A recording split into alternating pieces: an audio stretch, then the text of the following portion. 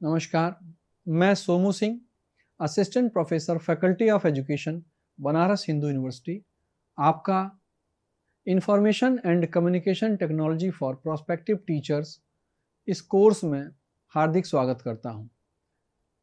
आज का lecture number 9 जिसका टॉपिक है the Dick and Carey model of development of instructional design, अनुदेशनात्मक डिज़ाइन के विकास का Dick and Carey model.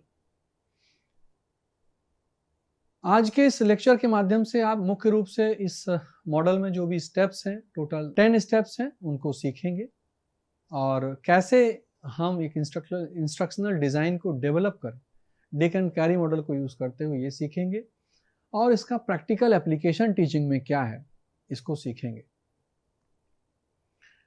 First, I want to introduce Dick and Carey model. The systems approach by Dick and Carey helps instructional designers develop curricula through a series of 9 steps which work together toward a defined instructional goal. इसमें साफ तौर पे ये कहा गया कि हम एक शिक्षक होने के नाते जो हम पढ़ाना चाहते हैं, जो हम शिक्षण करना चाहते हैं 30 मिनट का, 40 मिनट का, उसको हम एक प्लान्ड वे में कैसे तैयार करें, उस पूरे इंस्ट्रक्शन को कैसे डिज़ाइन करें, उसको 9 चरण, आरंभ में डिक एंड कैरी ने 9 चरणों की चर्चा की है, उसको जिससे कि हम निश्चित हमारे जो अधिगम के लक्ष्य हैं उनको प्राप्त कर सकें। Components such as the instructor, learners, materials, instructional activities, delivery system and learning and performance environments interact and work together to achieve the desired student learning outcomes. System का मतलब आपने समझा पिछली कक्षाओं में कि जितने भी कंपोनेंट्स होते हैं सिस्टम के, जितने भी स्टेक होल्डर्स हैं टीचिंग लर्निंग प्रोसेस के, वो सब आपस में इंटरेक्ट करेंगे जिससे कि अधिगम सुनिश्चित हो सके। इसमें इंस्ट्रक्टर यानी कि टीचर, शिक्षक, अधिगमकर्ता, सीखने वाला, अधिगम सामग्री, इंस्ट्रक्शनल एक्टिविटीज़ जो गतिविधियाँ होंगी, डिलीवरी सिस्टम लेक्चर के माध्यम से दे रहे हैं, ऑनलाइन ऑफलाइन दे रहे हैं, वो भी, जो इन्वायरमेंट है कक्षा में, किस तरह का इन्वायरमेंट है, आप बच्चे ज़मीन पे बैठे हैं, कुर्सी मेज पे बैठे हैं, समूह में बैठे हैं, छोटे छोटे समूह में एक साथ बैठे हुए हैं, ये सारे कंपोनेंट आपस में जब इंटरेक्ट करते हैं और हम एक डिजायर्ड लर्निंग आउटकम की तरफ पहुँचते हैं, तब एक मॉडल काम करता है जिसको अभी हम समझेंगे किस तरीके से ये अलग अलग स्टेप में काम करता है। The model aligns with constructivist principles, emphasizing that learning is constructed by integrating new information with prior knowledge and experiences. ये जो मॉडल है, ये रचनावादी परिप्रेक्ष्य जो हमारा कंस्ट्रक्टिविस्ट प्रिंसिपल है, जिसकी चर्चा NCF 2005 में और जो अभी नया NCF आया है NEP के बाद, उसमें स्पष्ट तौर से की गई है कि जब विद्यार्थी अपने पूर्व ज्ञान को नवीन ज्ञान से जोड़ते हुए सीखते हैं, जब भी कुछ नया सुनते हैं, देखते हैं और सीखने समझने की कोशिश करते हैं हमारे विद्यार्थी, और उस कोशिश में वो अपने पूर्व ज्ञान से उसको लिंक करने की कोशिश करते हैं, इसी को कहा जाता है कंस्ट्रक्टिविस्ट अप्रोच। उसका भी इसमें ध्यान रखा गया है। ये सिद्धांत हमारे इस मॉडल से सुमेलित है। This model is iterative, meaning it allows for continuous refinement based on feedback. इस मॉडल में पूरी गुंजाइश है सुधार की। हर एक चरण में हम रिफाइन करने की पूरी कोशिश करते हैं कि हमारी इंस्ट्रक्शनल डिज़ाइन बेहतर से बेहतर बने और फीडबैक के आधार पर हम इसको बेहतर बनाते हैं। The Dick and Carey model is one of the most comprehensive instructional design models. अभी पिछली कक्षाओं में आपने देखा AD मॉडल आपने समझा, उसके बाद अस्योर मॉडल समझा, उसके बाद ये तीसरा मॉडल है जो बहुत ज़्यादा व्यापक है और बहुत सिस्टमैटिक तरीके से आपके सामने अभी आएगा तो आप समझेंगे। स्क्रीन पे आप देख सकते हैं, स्टेप बाय स्टेप हमने लिखा है।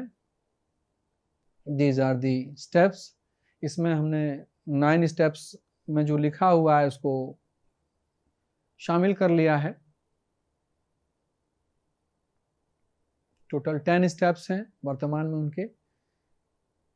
First, identify instructional goals. Second, conduct instructional analysis, analyse learners and context. Third one is write performance objectives. Fourth है डेवलप असेसमेंट इंस्ट्रूमेंट्स, फिफ्थ है डेवलप इंस्ट्रक्शनल स्ट्रैटेजी, सिक्स्थ है develop and select instructional materials, seventh है design and conduct formative evaluation of instruction, eighth है आपका revise instruction, ninth है design and conduct summative evaluation. Now start. अब हम एक एक करके समझते हैं इससे। Identify, first step is identify instructional goals. Define what learners should be able to do after instruction. Goals must align with real world skills and behaviors. बहुत स्पष्ट रूप से सारे मॉडल में इस बात की चर्चा हो रही है। इसमें भी पहला स्टेप ही है कि सबसे पहले आप परिभाषित कीजिए कि आपके विद्यार्थी अनुदेशन समाप्त होने के बाद, शिक्षण समाप्त होने के बाद क्या करने में सक्षम हो सकेंगे, और जो भी आपके गोल्स होने चाहिए वो रियल वर्ल्ड स्किल्स से और रियल वर्ल्ड बिहेवियर, समाज में जाकर, फील्ड में जाकर बच्चे को जो करना है, जो वर्क जो करना है वो सीखना, उससे जुड़ जाए, गोल्स उस पर आधारित हो जाए। An instructional goal is the overall purpose of the instructional design. It describes what learner will be able to do at the end of the instruction. Now, I think now it is clear. The model stresses identifying instructional goals that may include skills, knowledge, and/or attitudes that the learner is expected to adopt, acquire, and demonstrate. देखिए साथियों, एक चीज आप समझ लीजिए कि हम किसी भी माध्यम का उपयोग करें, कोई भी सीखने का तरीका इस्तेमाल करें, हम में एक जो परिवर्तन होता है वो कई श्रेणियां होती हैं उस परिवर्तन की। या तो सीखने से हमारे अंदर हमारी थिंकिंग चेंज होगी, जो हम पहले से जानते हैं, जिन तथ्यों को, जिन सिद्धांतों को समझते हैं, जिन सूत्रों को हमें याद है, जिन जगहों के नाम हमको याद है, उनसे ज़्यादा अब हम जानते हैं, तो हमारा जो नॉलेज बैंक है वो इंक्रीज हो रहा है, थिंकिंग चेंज हो रही है। एक तो ये एक तरह का परिवर्तन हुआ। दूसरा परिवर्तन हो सकता है कि हम जो पहले, जो हमारे अंदर फीलिंग थी, किसी चीज को हम लाइक करते थे, अब डिसलाइक करते हैं। किसी वस्तु, व्यक्ति या घटना के प्रति हमारा एटीट्यूड पॉजिटिव था, अब नेगेटिव है। ये भी एक तरीका है हमारे अंदर बदलाव का।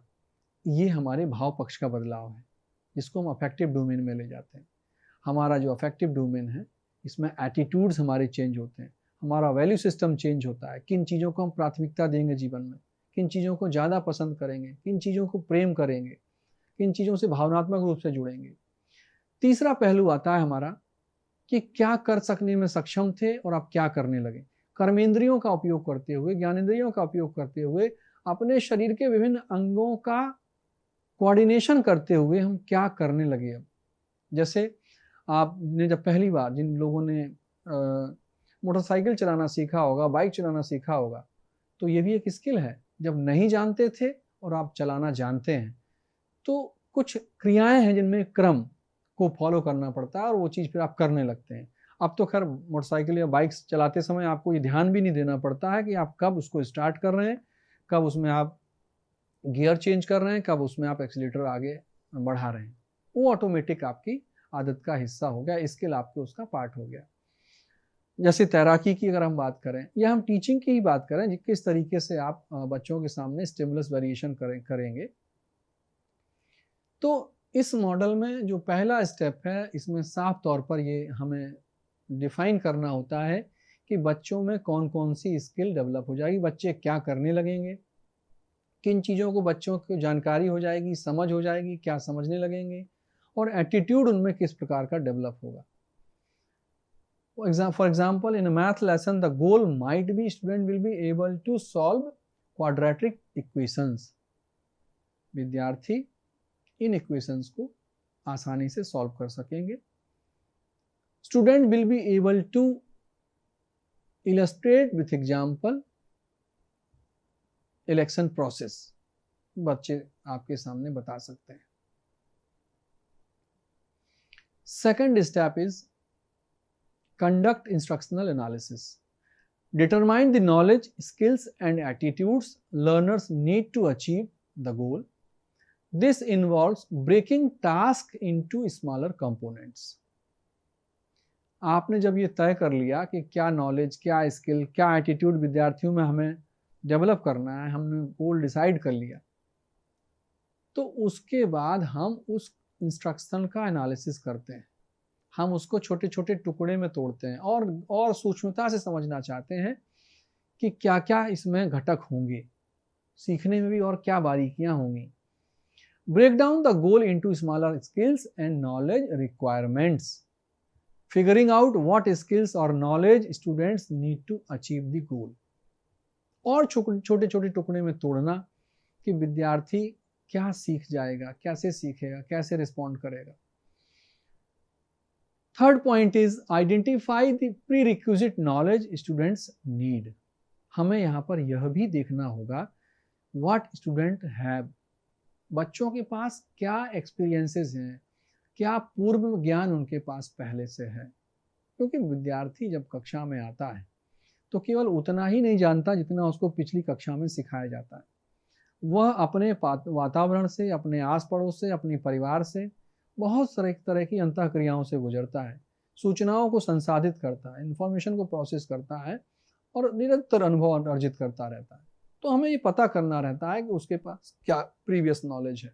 और आज के दौर में तो आईसीटी के दौर में मल्टीपल सोर्सेज हैं, बहुत से सोर्सेज जिनके माध्यम से वो सीखता है। It is important to identify which domain each instructional goal is linked. Bloom defines the following learning domains of learning outcomes. Bloom's की जो टैक्सोनॉमी है, जिसमें 6 लेवल्स होते हैं, कॉग्निटिव डोमेन में 6 लेवल्स होते हैं, उन्होंने डिफाइन किया। और एजुकेशनल टैक्सोनॉमी में उन्होंने बताया कि किस तरीके से आप ऑब्जेक्टिव्स को राइट करें, किस तरीके से आप ऑब्जेक्टिव्स को डिफाइन करें, ऑब्जर्वेबल परफॉर्मेंस किस तरीके से डॉक्यूमेंट किया जाए। तो उन्होंने knowledge level, understanding level, application level, analysis level, synthesis level और इवैल्यूएशन लेवल, इस तरह की एक हायरार्की दी है, जिसके माध्यम से हमारे शिक्षक अपनी पाठ्य योजना के लिए उद्देश्यों को लिखते हैं, उद्देश्यों को निर्धारित करते हैं। इसमें लोअर लेवल का ऑब्जेक्टिव होता है हमारा नॉलेज, या इसको हम नए टैक्सोनॉमी में आप रिमेंबर लेवल कहते हैं। उसमें हम जो एक्शन वर्ब यूज करते हैं, टू रिकॉल, टू रिकॉग्नाइज, जो बहुत सरफेस लेवल की हमारी एक्शन वर्ब है, एक्टिविटीज हैं जो रूट लर्निंग पर बेस्ड है, उसके आधार पर हम डिफाइन करते हैं।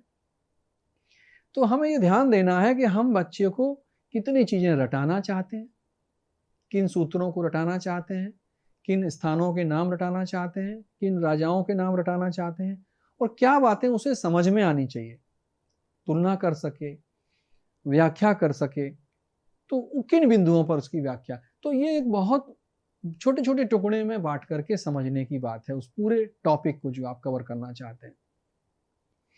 Third step is analyse learners and context. अधिगमकर्ता का विश्लेषण और उसका जो परिप्रेक्ष्य है उसको समझना। This step involves analysing your learners characteristics, age, prior knowledge, learning styles, motivation and the context like the classroom environments और available resources। पिछले मॉडल्स में भी हमने समझा ये इतना इंपॉर्टेंट एस्पेक्ट है कि बिना इसके कोई टीचिंग लर्निंग प्रोसेस आगे बढ़ ही नहीं सकती, कोई मॉडल आगे नहीं बढ़ सकता, चाहे वो एडी मॉडल हो, चाहे एस्योर मॉडल हो। Know your learner, know your students. आपको विद्यार्थी को समझना होगा, उसकी एज क्या है, उसका पूर्व ज्ञान क्या है, उसका सीखने की तरीका क्या है, सीखने की उसकी प्राथमिकताएं क्या है, उसका अधिगम का जो अधिगम के लिए जो उसमें प्रेरणा है उसका स्तर क्या है, उसका कॉन्टेक्स्ट क्या है, किस तरह की सामाजिक आर्थिक स्तर से आ रहा है, किस तरह के सांस्कृतिक परिवेश से आ रहा है, किस तरह की भाषा बोलता है, ये सारी चीजें ध्यान रखनी होंगी।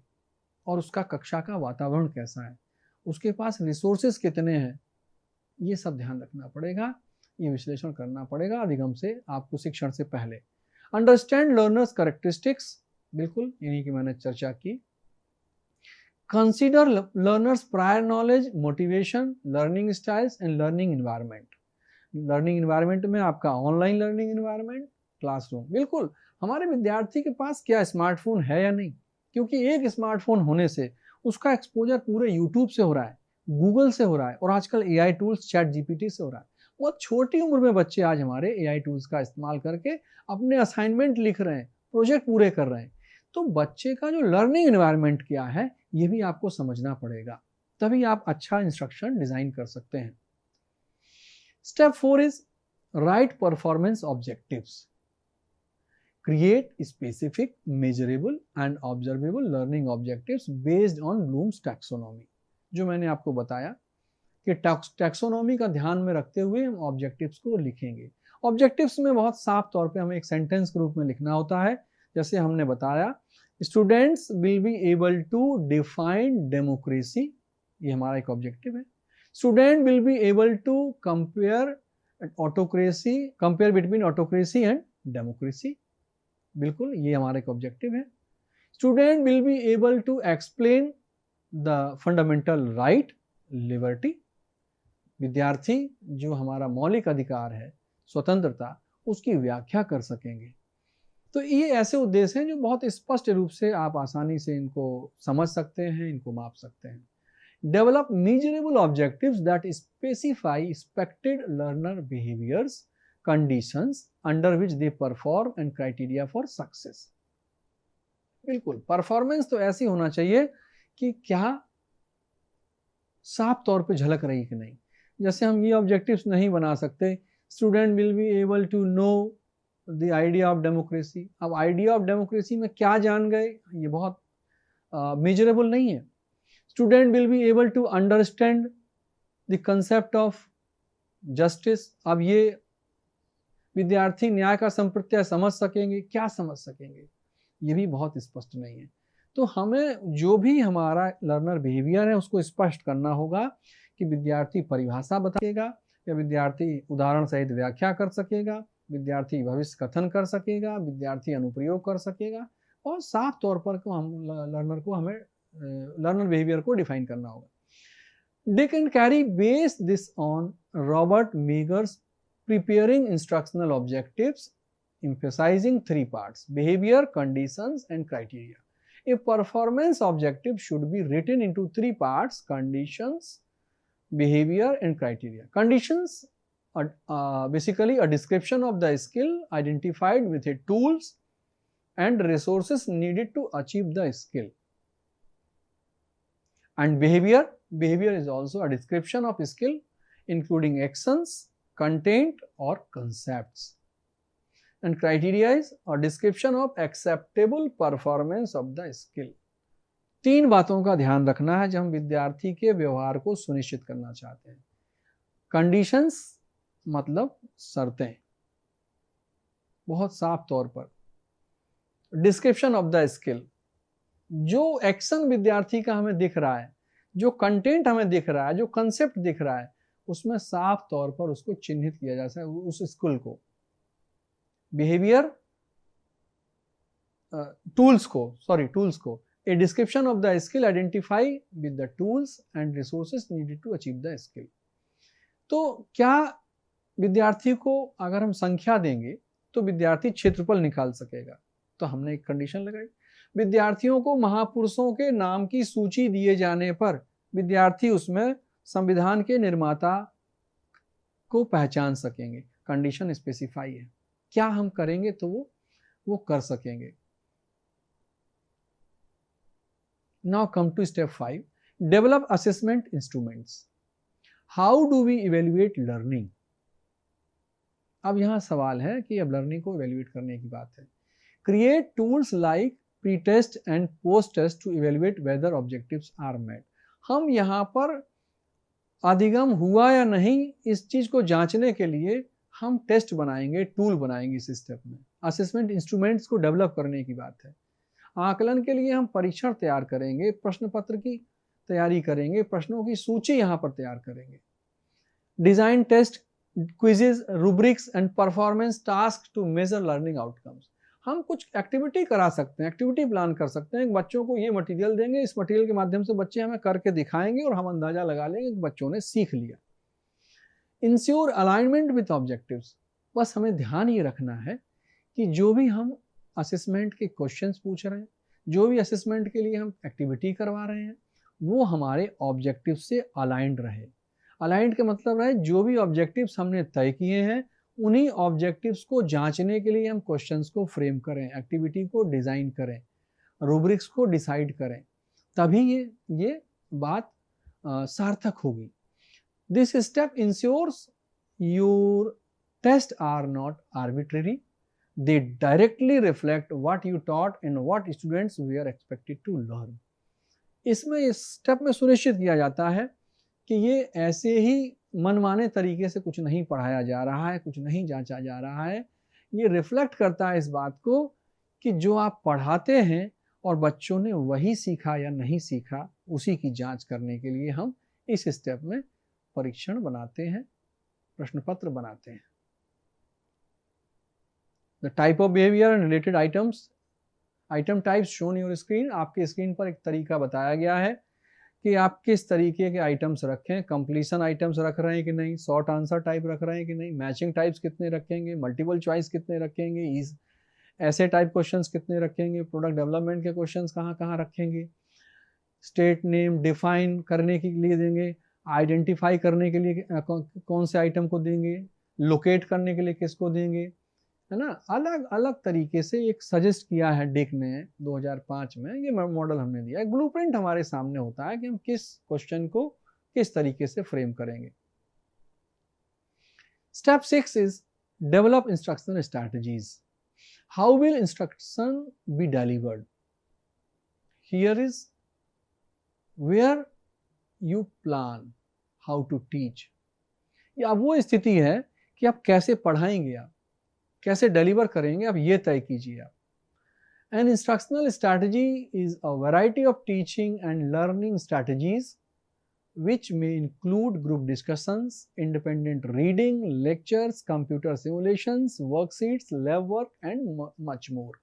डिक ने ये सजेस्ट किया, जो कि बहुत तरीके आप जिनसे परिचित हैं, बाकी मॉडल्स में भी इस बात की चर्चा आ चुकी है कि या तो आप व्याख्यान के माध्यम से विषय वस्तु को प्रस्तुत करें, या आप ग्रुप डिस्कशंस के माध्यम से कंटेंट को डिलीवर करें, या फिर इंडिपेंडेंट रीडिंग, आप सेल्फ इंस्ट्रक्शनल मटेरियल के माध्यम से बच्चों को पढ़ने का मौका दें, वो पढ़ें, जहां पे उनको कठिनाई हो आपको बुलाएं और आपसे पूछें, अपनी कठिनाई साझा करें।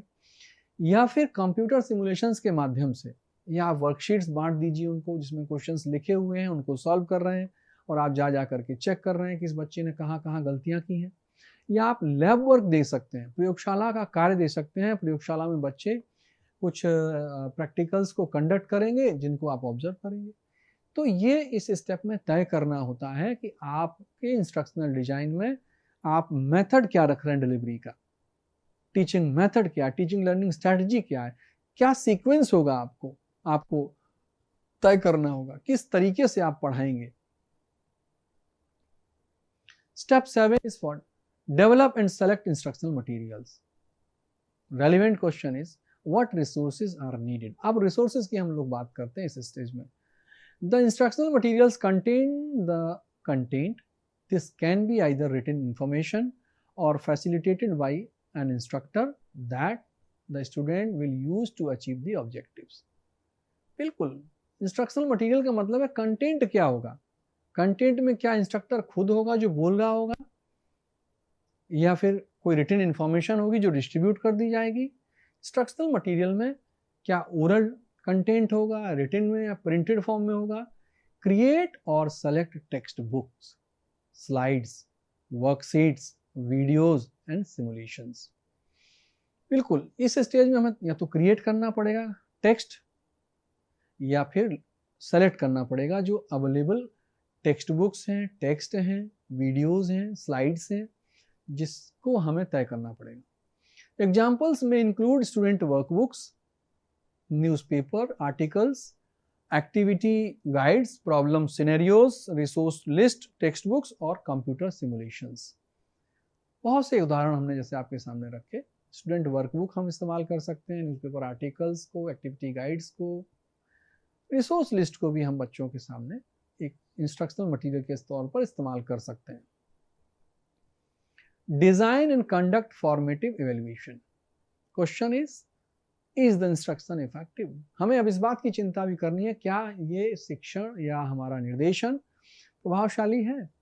Formative evaluation is the collection of data and information during instruction that can be used to look at the effectiveness of instruction. हम रचनात्मक मूल्यांकन की पद्धति का इस्तेमाल करके सूचना इकट्ठी करते हैं, आंकड़े इकट्ठे करते हैं, जिससे कि हम इंस्ट्रक्शन को और बेहतर बना सकें। पायलट टेस्टिंग करते हैं, इंस्ट्रक्शन मटेरियल को हम कुछ बच्चों को देते हैं कि आप इसे पढ़िए और अंडरलाइन करिए। जिन शब्दों को आप पहली बार पढ़ रहे हैं उसको अंडरलाइन करिए, जिन शब्दों को आपको अर्थ नहीं पता है उनको अंडरलाइन करिए, हमको बताइए। जिन वाक्यों का आपको मतलब समझ में नहीं आ रहा है उनको अंडरलाइन करिए। इसको हम ग्रुप में भी दे सकते हैं, इंडिविजुअली दे सकते हैं। इससे होगा क्या कि हमें ये पता चलेगा कि अगर हमने 10 बच्चों को दिया, 10 बच्चों ने किसी खास जो है शब्द पर हमें बताया कठिनाई हो रही, कोई वाक्य उन्हें समझ में नहीं आ रहा है, तो हम उस एरिया को इम्प्रूव करेंगे। Pilot test instructional materials in small groups और individually to identify areas for improvement before full implementation. हम उस ड्राफ्ट को और इम्प्रूव करना चाहते हैं जो हमने लिखा, जो हमने रिकॉर्ड किया है। Make necessary modifications based on student responses. विद्यार्थियों की प्रतिक्रिया के आधार पर हम आवश्यक संशोधन भी करने के लिए तैयार होते हैं स्टेज में, क्योंकि हम एक बेहतर प्रारूप तैयार करना चाहते हैं। Best practices include consulting a colleague, peer और एडवाइजर। हम अपने साथी शिक्षकों को भी दे सकते हैं, हम अपने एडवाइजर, हम अपने मेंटर्स, टीचर्स को दे सकते हैं। हम बता सकते हैं कि हमने ये चीज़ समझाने के लिए ये लिखा है, आप इसको पढ़ें और हमें सुझाव दें। तो इससे क्या होता है कि जो आपका फाइनल जो मॉड्यूल तैयार होगा उसको पहले ही आप चेक कर ले रहे हैं और उसको बेहतर बनाने की कोशिश कर रहे हैं। Step 9 is revise the instruction. Question is, how can it be improved? Use formative evaluation feedback to improve teaching methods. Make adjustments based on formative evaluation results to optimize effectiveness. पूरी चिंता हमें इस बात की करनी है कि हमारा जो भी इंस्ट्रक्शनल मटेरियल है, जो भी हमारा इंस्ट्रक्शन या टीचिंग लर्निंग का पैकेज है, चाहे वो प्रिंटेड फॉर्म में हो, चाहे वो डिजिटल फॉर्म में हो, चाहे वो ब्लेंडिंग में हो, वो इफ़ेक्टिव होना चाहिए। इसीलिए मुझे इस बात को कहने में कोई संकोच नहीं है कि इस मॉडल ने हर स्टेप में ये कोशिश की है कि हम बहुत सीरियसली प्लान करें और गुंजाइश रखिए फीडबैक की, कि बार बार हम इसको रिवाइज करते रहें और विद्यार्थियों पर इसको पायलट टेस्टिंग करें, अपने साथी शिक्षकों को दें, अपने मित्रों को दें जिनको इस बात की समझ है, उस विषय की समझ है, अपने मेंटर्स को, अपने सीनियर्स को भी आप दे सकते हैं, जिससे कि वो उसमें सुझाव आपको प्राप्त हो सके। और आप खुले मन से, अगर आपको किसी ने सुझाव दिया कि भाषा कठिन है तो आप भाषा सरल कीजिए। आप उनको, किसी ने सुझाव दिया कि इसमें ये जो वाक्य है, ये जो पैराग्राफ है, ये इररिलेवेंट है, जो आप कहना चाहते हैं उसके लिए इसको लिखने की कोई ज़रूरत ही नहीं है, हटा दीजिए। वो कहते हैं कि इसमें जो आपने एग्जाम्पल दिया हुआ है, उदाहरण दिया है, चित्र दिए हैं, ये बिल्कुल भी संगत नहीं है, आप उसको हटा दीजिए।